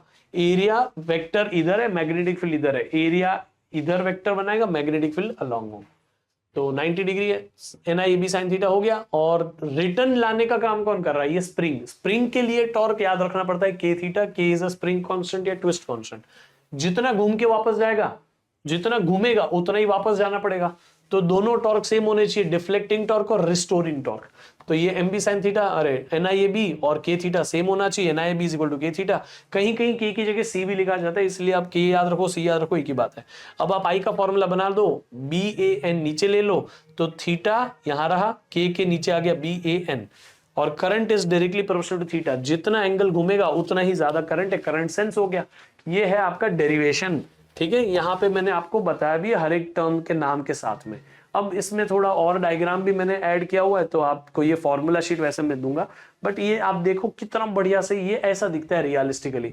इसमें आप देखोगे तो ये साइड में हॉर्सशू मैग्नेट्स है, बीच में आयरन कोर के साथ में कॉइल अटैच्ड है, समझ में आ गया। और यहाँ जो है ना ऊपर देख रहे हो, कई बार लाइट की जगह पे हम एक सुई रख देते, तो सुई भी अपने को काम कर देती है। वो मिरर की जगह हम सुई भी रख सकते हैं, समझ गए, ये होता है। तो ये सारी चीजें हैं। अब आपको MCG मूविंग कॉइल गैल्वेनोमीटर को एमीटर में कन्वर्ट करना है, तो मूविंग कॉइल गैल्वेनोमीटर का रेजिस्टेंस बहुत कम करना पड़ता है, क्योंकि एमीटर का रेजिस्टेंस जो है वो 0 होता है, मतलब बहुत कम होता है। तो रेजिस्टेंस कम करने के लिए मूविंग कॉइल गैल्वेनोमीटर के पैरेलल में एक रेजिस्टेंस लगा दो, उसको बोलो शंट लगाया है ना, कनेक्ट पैरेलल रेजिस्टेंस। तो MCG कन्वर्ट हो जाएगा एमीटर में, क्योंकि एमीटर जो है वो सीरीज में लगता है और उसका रेजिस्टेंस बहुत कम होता है। वोल्टमीटर जो है वो पैरेलल में लगता है, उसका रेजिस्टेंस बहुत ज्यादा होता है, लेकिन MCG का रेजिस्टेंस इतना ज्यादा नहीं है। तो MCG के सीरीज में रेजिस्टेंस लगाओगे तो वो MCG का रेजिस्टेंस बढ़ जाएगा, तो वो वोल्टमीटर बन जाएगा। अब एग्जैक्टली ऐसे सिर्फ लगाने से नहीं होता है, मतलब आप देखो यहाँ पे मैंने सारी कैलकुलेशन, सारे फॉर्मूला सब दिया है। Conversion of galvanometer into ammeter, ये एमीटर जो है उसमें कन्वर्ट हो गया, तो आपको ये फॉर्मूला से सारे ये कितना शंट लगाना है वो इससे पता चल जाएगा, IG upon I minus IG into G से। ये सिंपल फॉर्मूला है। यहाँ पे कुछ और भी मैंने डेफिनेशन दी हुई है। वोल्ट मीटर में कन्वर्ट करना है तो आपको ये फॉर्मूला है कि कितना रेजिस्टेंस सीरीज में लगाओगे ताकि वो वोल्ट मीटर में कन्वर्ट हो जाए, तो V upon IG minus G। ये फॉर्मूला मैं आपको इसी में दे दूंगा। इसके अलावा सेंसिटिविटी भी है, current sensitivity, voltage sensitivity, direct formula है। करंट सेंसिटिविटी यानी थीटा अपॉन करंट, कितना डिफ्लेक्शन कितने करंट पे, उसको बोलते हैं करंट सेंसिटिविटी। वो होती है BAN अपॉन K। ए बढ़ाओ, एरिया ऑफ द कॉइल बढ़ाओ, करंट सेंसिटिविटी बढ़ जाएगी। मैग्नेटिक फील्ड बाहर की जो दी है वो बढ़ा दो, करंट सेंसिटिविटी बढ़ जाएगी। एंड नंबर ऑफ टर्न्स बढ़ाओ, करंट सेंसिटिविटी बढ़ जाएगी। कि ट्विस्ट कांस्टेंट बढ़ाओ, करंट सेंसिटिविटी कम हो जाएगी। ये आपको पता होना चाहिए क्या बढ़ाने से क्या कम होता है। वोल्टेज सेंसिटिविटी जो होती है वो होती है current sensitivity divided by resistance. Current sensitivity जो है IS BAN अपॉन K लिखा ना, BAN upon K as it is है, डिवाइडेड बाय रेजिस्टेंस। समझ में आ गया? आपको मैं यहां लिख लेता हूं, आप अपनी बुक में जरूर ये लिखना, current voltage sensitivity is current sensitivity upon resistance. ये रेजिस्टेंस को यहां कैपिटल R लिख सकते हैं तो अच्छा लिखता है। अब आप देखो, नंबर ऑफ टर्न्स बढ़ाओगे तो वोल्टेज सेंसिटिविटी बढ़ जाएगी, मैग्नेटिक फील्ड बढ़ाओगे तो भी वोल्टेज सेंसिटिविटी बढ़ेगी, करंट एरिया बढ़ाओगे तो भी बढ़ेगी, आप K कम करोगे तो भी बढ़ेगी। तो सब यहां आपको अलग अलग तरीके से वेरिएशन पूछे जा सकते हैं। ठीक है बेटा, उसके कुछ और सिंपल तरीके से यहाँ पे वोल्टेज सेंसिटिविटी ऑफ वोल्टेज ऐसा लिखा जाता है SV, sensitivity of current SI। तो current sensitivity divided by resistance is voltage sensitivity. कितना थीटा पे कितना वोल्टेज आया, यानी BIN upon K into R। ठीक है, ऐसे ही करंट सेंसिटिविटी होता है BIN अपॉन K। ठीक है बेटा, बाकी यहां पे आप देख लेना कि अगर एमीटर के लिए कन्वर्ट करोगे तो आपका जो रेजिस्टेंस ऑफ गैल्वेनोमीटर है वो RS के साथ पैरेलल कॉम्बिनेशन बना के ऑलमोस्ट RS के जितनी वैल्यू देना चाहिए। तो RS should be very very less, तो अपने आप ये पूरा नेट रेजिस्टेंस बहुत कम हो जाएगा। ऐसे ही यहाँ पे सीरीज रेजिस्टेंस गैल्वेनोमीटर के साथ में लगा दोगे तो ये इतना ज्यादा होना चाहिए कि ये टोटल रेजिस्टेंस ऑलमोस्ट इस वैल्यू के इक्वल दिखे। RG plus R should almost be equal to capital R, मतलब जो आपने एक्सटर्नल रेजिस्टेंस लगाया ना उसके जितना ही गैल्वेनोमीटर का रेजिस्टेंस और टोटल ऐड होने के बाद ऑलमोस्ट सेम आंसर आए। यानी कि आपको बहुत large value of resistance series में लगानी है वोल्ट मीटर में कन्वर्ट करने के लिए, और सीरीज में कन्वर्ट करने के लिए बहुत small value of resistance parallel में लगानी है। एक छोटा सा क्वेश्चन है यहाँ पे, सिंपल रीड करोगे स्टेप बाय स्टेप, एक एक करके आंसर आपको यहाँ पे दिया हुआ है। प्लीज इसको ट्राई करना, बाकी आई थिंक आपके लिए it is more than sufficient. ठीक है, तो ये क्लास नोट्स जो आपको तुषार पटेल फिजिक्स पे मिल जाएगी बहुत easily. Just go to the Telegram टी, आप एक काम करो, टेलीग्राम पे मत जाओ, गूगल क्रोम पे जाओ, t.me/तुषार पटेल फिजिक्स टाइप करो, आपको वहां मिल जाएगा। ठीक है, अगर आपको दूसरा टेलीग्राम भी चाहिए तो नीचे डिस्क्रिप्शन में एक और टेलीग्राम लिंक है, वहां पे भी आपको मिल जाएगा। सी यू देयर गाइस, मिलते हैं, bye bye, see you, take care guys, अगले चैप्टर में।